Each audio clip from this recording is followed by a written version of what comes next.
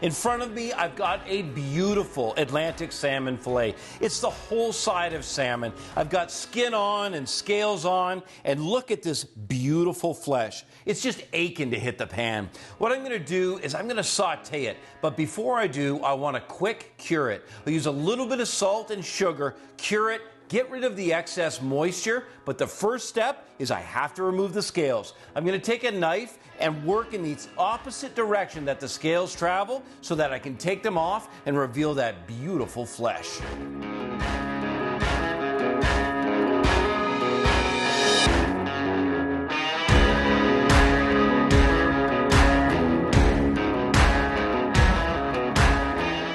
With the fillets trimmed evenly, roughly the same thickness and size, so I get good, even cooking, I want to start with this cure. Now what I've got is I've got some sugar, and I'm just going to put that on. You can see I've got a light coating all sides, and I've got some salt.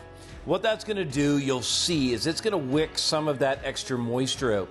It changes the texture from fairly, let's just say it's very soft. You'll see it'll change it to a very firm texture. I'm going to turn that over and do the backside as well. And when that hits the pan, it's just less moisture that has to escape. It allows it to caramelize more quickly.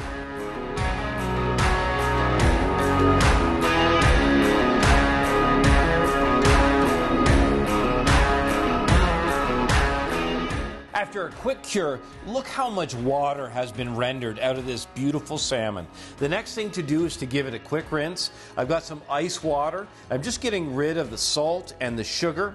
And then I'll lay it flat on the board, and taking a good sharp knife, I want to put some slits right from top to bottom.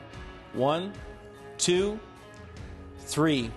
And what these slits will do when I'm sauteing is it'll prevent the skin from curling up. And believe me, when we get this skin crisped up, you're gonna wanna eat it. I'm gonna dry this out and get my pan ready. One of the most important things when you're sauteing salmon is to make sure that you have a really good hot pan. Now I'm going to turn this cast iron pan on medium high, and as it heats up, I'm going to get some butter, some olive oil. I'm going to season this, get it in the pan, and I'm going to do most of the cooking skin side down till it's about 3/4 of the way done.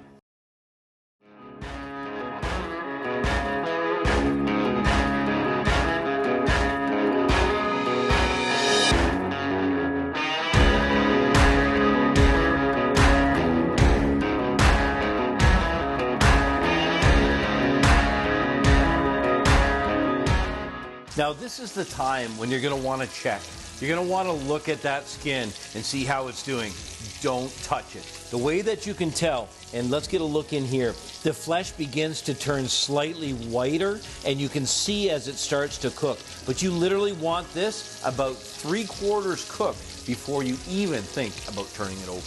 Now, as your oil heats up and as the fat begins to render, the temperature of that oil is going to increase dramatically. What you can do to cool it off is to take some of that oil and throw it up on top of the fillet. That will begin to cook the top of the fillet, but at the same time, it'll cool the oil, tempering the overall temperature of your pan. Now that my salmon are cooking away, I have a few minutes to prepare the vegetable side. I've got some beautiful shimiji mushrooms. You could use chanterelles, you could use your favorite mushrooms, whatever's available. Some radishes, Brussels sprouts, and some shucked peas. Let me show you how easy it is. I'll start with the shimiji. Just make sure to clean them and brush them. Don't submerge them in water, and that goes for any mushroom at any time.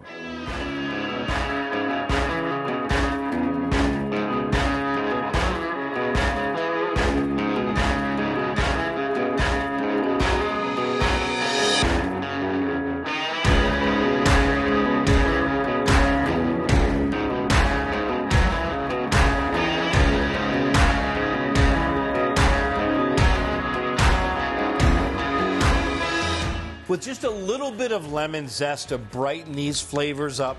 The thing that I love about salmon is how beautiful and how simple it is. Easy to cook, fast in the pan, and this easy cure with the wild salmon and mushrooms and peas is a perfect meal.